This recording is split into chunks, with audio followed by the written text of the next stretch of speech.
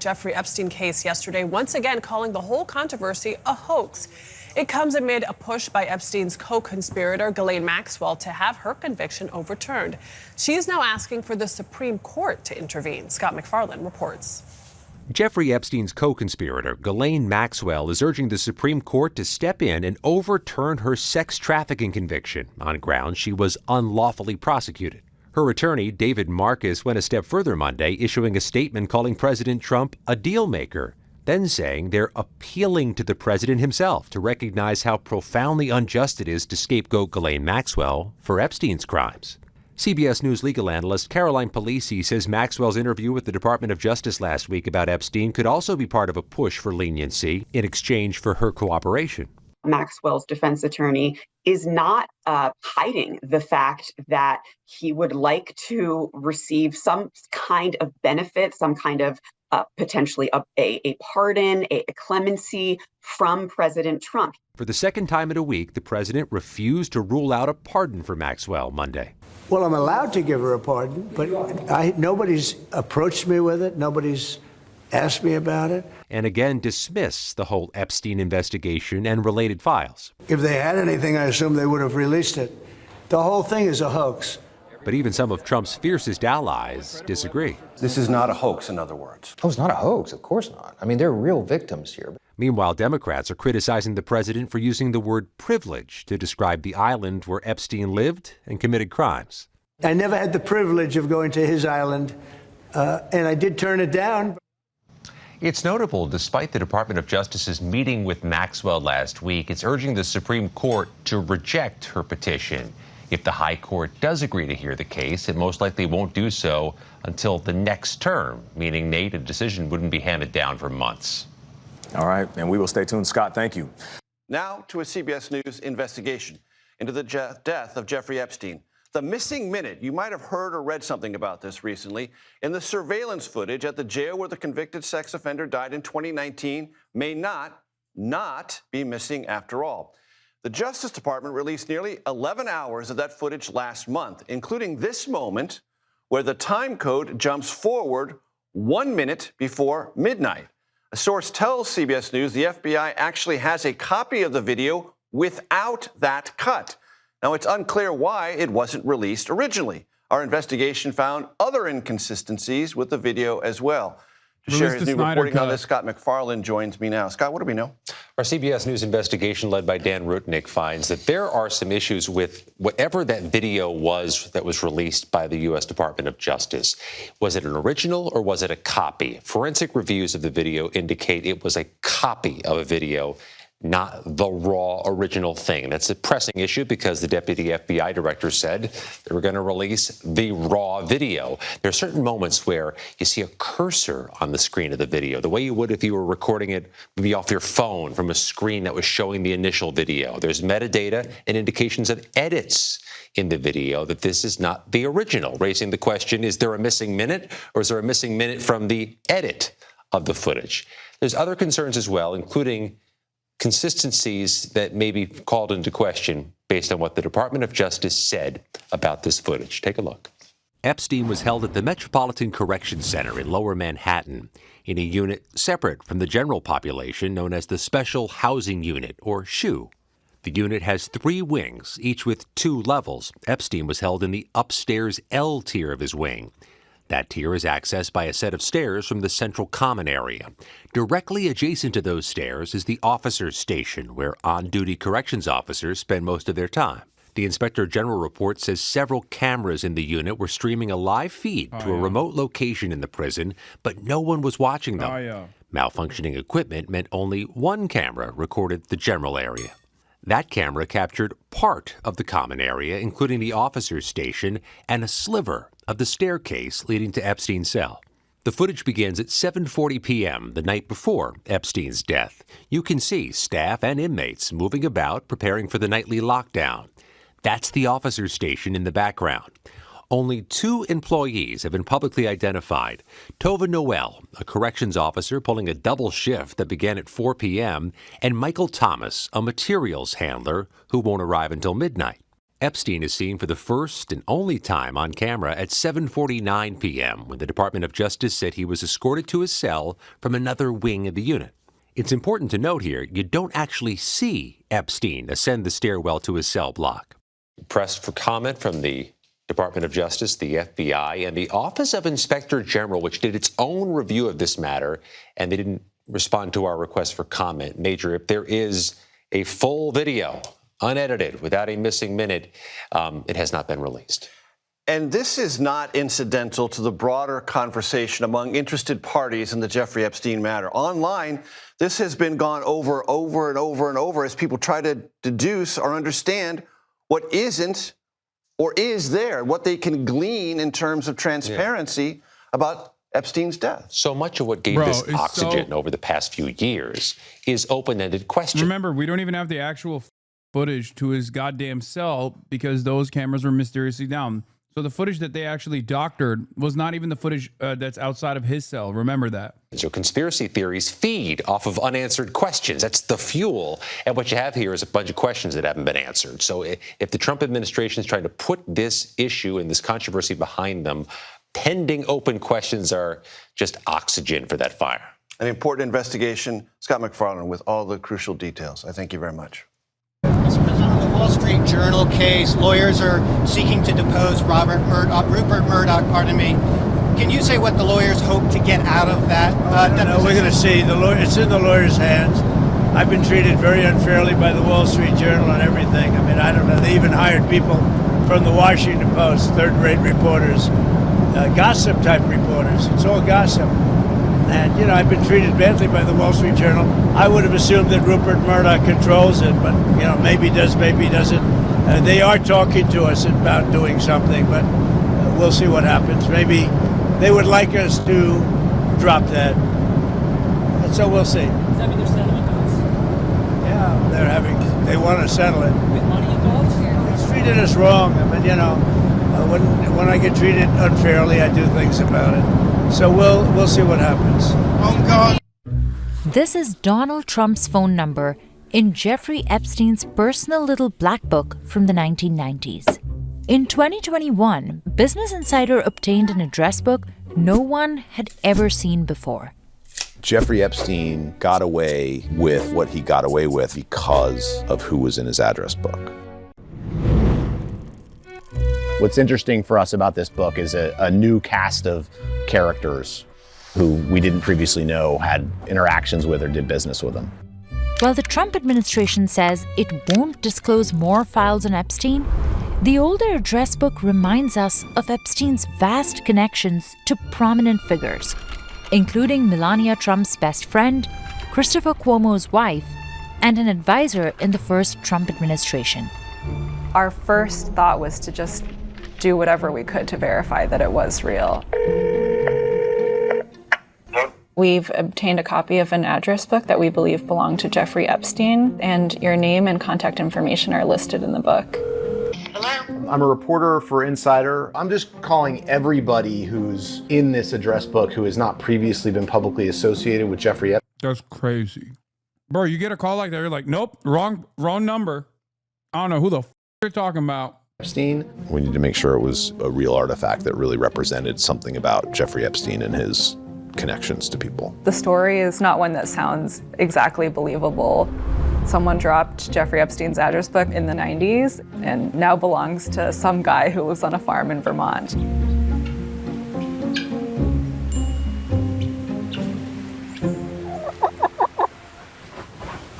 Yeah, I'm hitting that no habla inglés. I'm very careful not to put my fingerprints on the book, not to put any sort of DNA or hair or anything like that. My name is Christopher Halali. Where should I look? I currently live on my wife's farm. As a student of national security issues, imperialism, I was fascinated by the Jeffrey Epstein case. There are names that are highlighted, and I think one of the most notable highlighted names is former President Donald Trump. My name is Denise Ondeko, ta-da! And I believe I found the book sometime in the 90s. walking along Fifth Avenue, and I just noticed a small black book on the sidewalk. So you're pretty sure that it was somewhere between 54? Yes, it could have been here or there.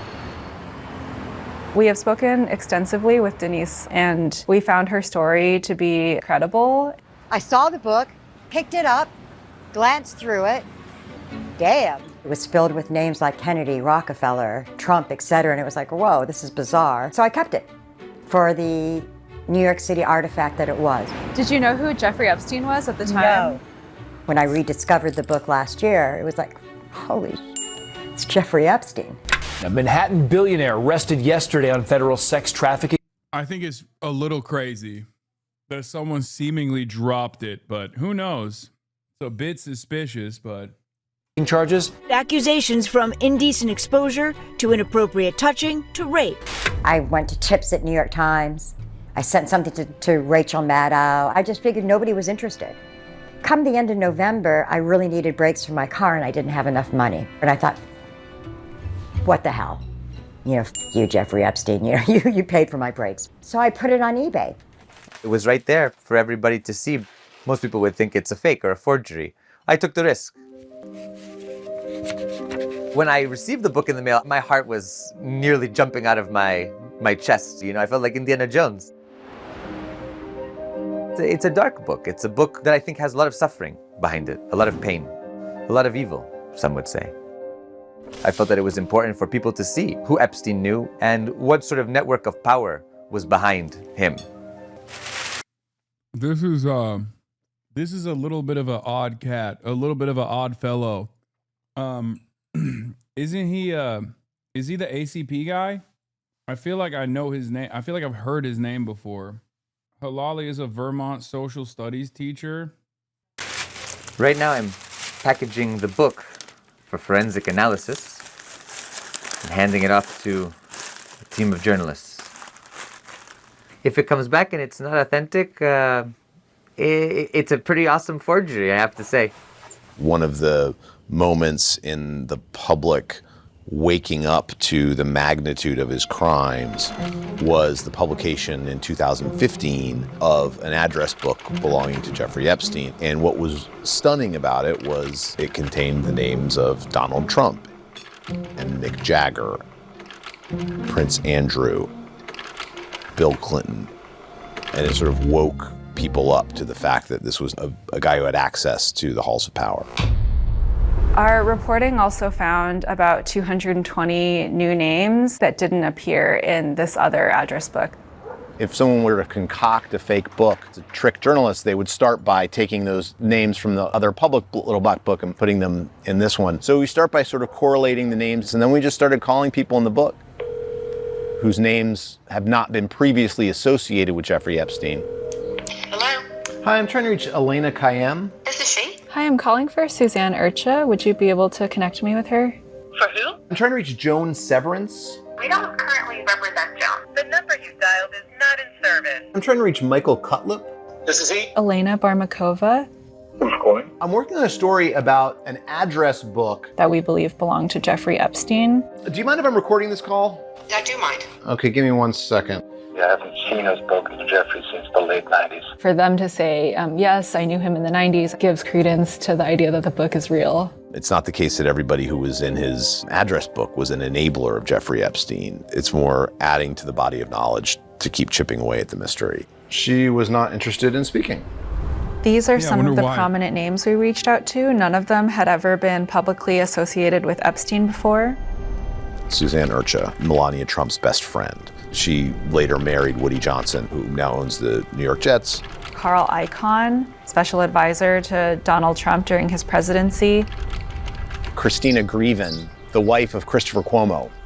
Jill Harth accused Donald Trump of sexual assault. Stephen Ratner led Barack Obama's efforts to resuscitate Detroit. Marty Peretz, longtime mentor to former Vice President Al Gore. Les Gelb was a legendary New York Times columnist. Sandy Warner was the chairman and CEO of JP Morgan until 2000. Billionaire John Katzimatidis, who told us that he offered Epstein a ride and Epstein sent him a 3-foot bottle of champagne and thanks. And this just goes to show that in the 1990s, he was sort of cultivating a much larger orbit that we can see evidence later on. How you doing? Good, how are you? We also engaged the services of a forensic examiner who's familiar with authenticating documents. I was cautious because I didn't want to cross over into an area that the FBI was investigating. My name is Dennis Ryan, and I'm a forensic document examiner. I'm confident that the book is probably circa 1995 to 2000. One of the factors was the Gestetner imprint that's on the Velo bind. Their organization was certainly out of production by 1998 to 2000. It would be very difficult to make up a book with that imprint.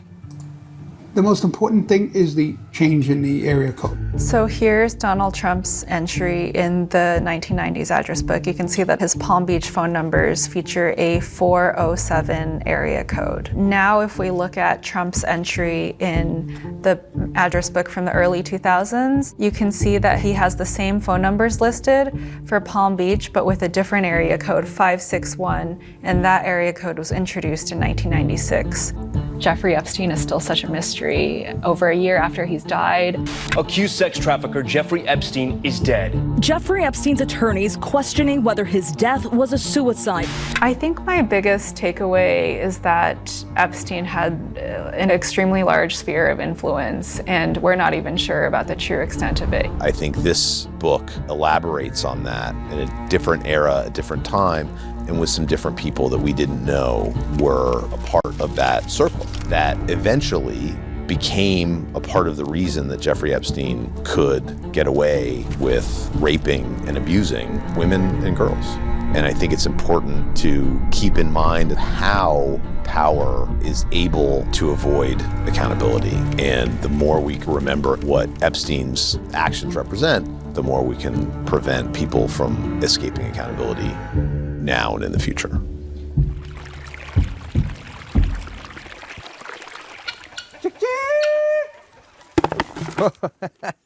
What a weird turn of events, how serendipitous the whole thing has played out.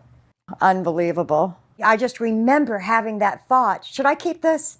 If it was a heavy something or other, I probably would have tossed it. I think it's an interesting story, you know. One book with the FBI, one book on the farm. It's fascinating.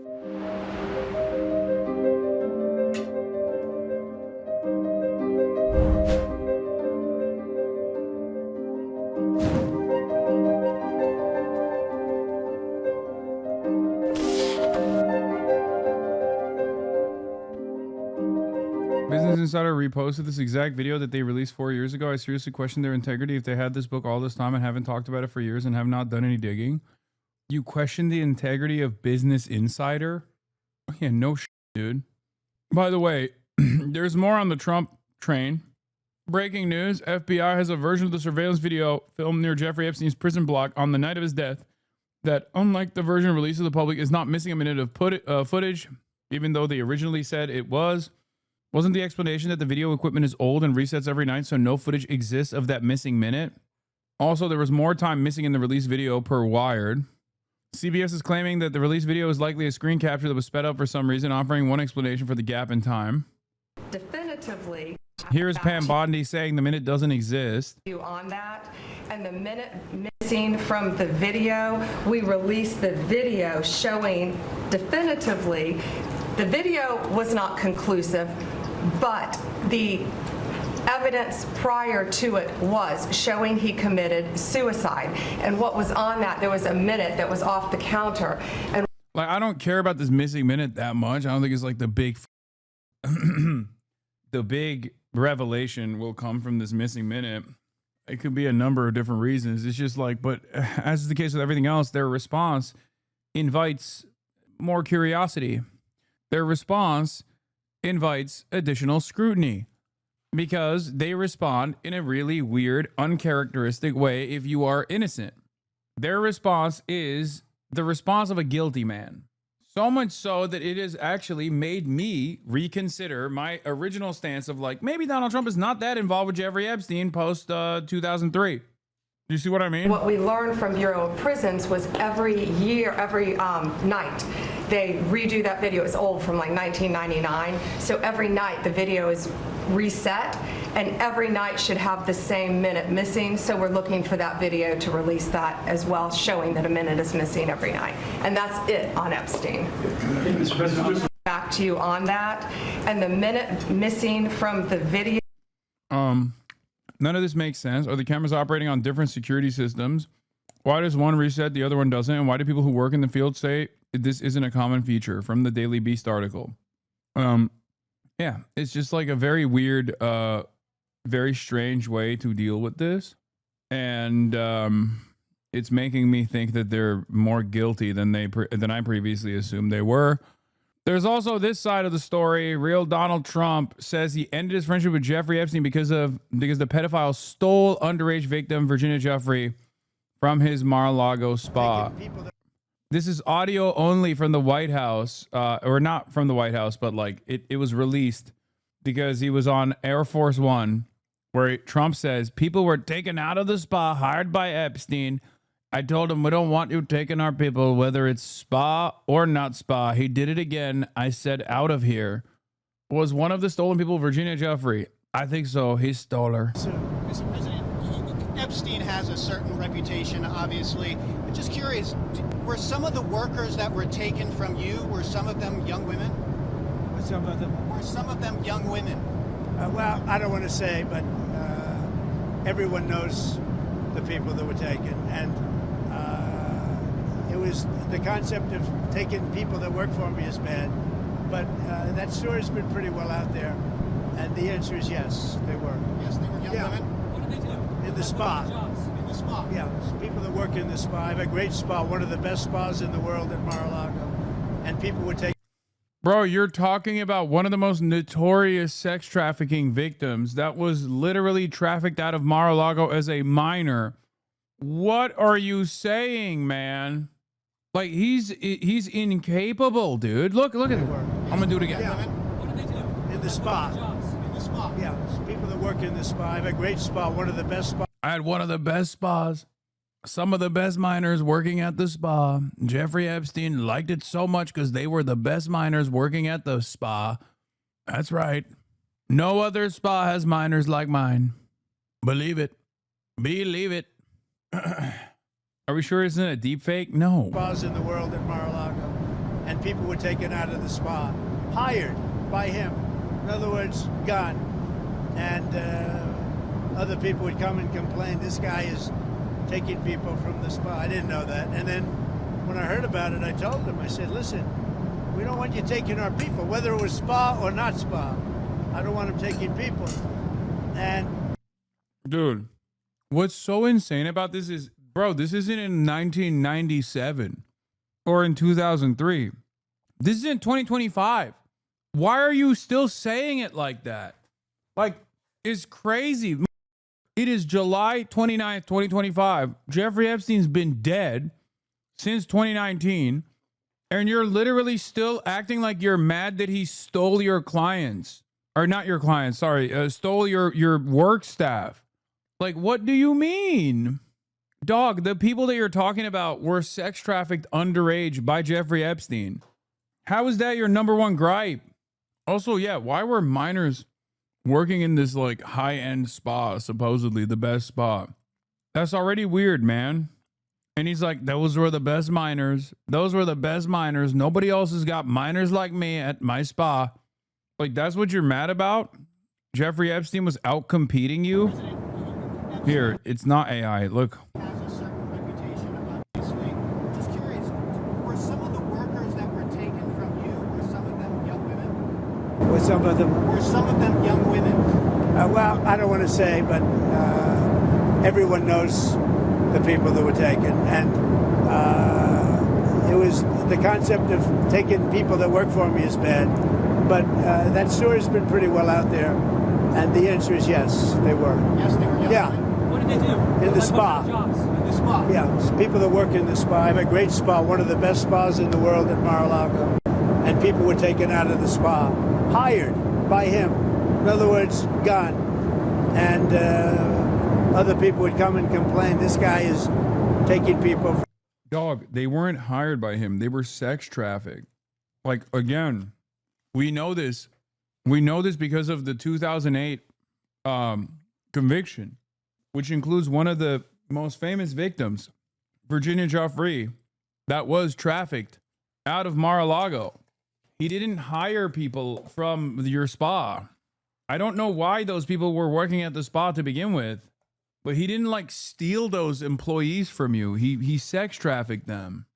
He groomed and sex trafficked them. Very strange way to complain about this thing. Truly shocking, even for Trump.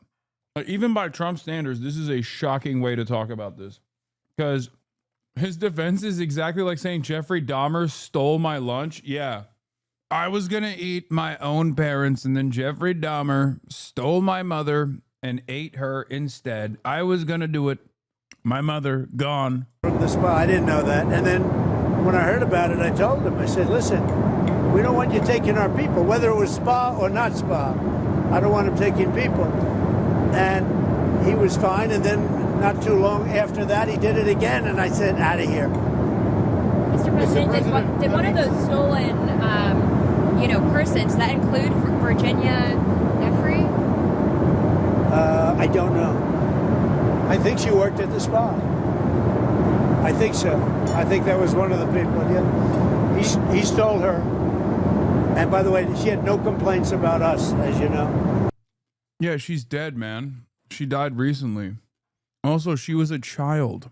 She was literally a child, a little child. She was 16 years old. What the hell is happening? Actually insane. Anyway, I don't understand why Donald Trump finds a way to incriminate himself every single time. Like, anytime he tries to talk about this situation, he just like further incriminates himself. He comes across so weird.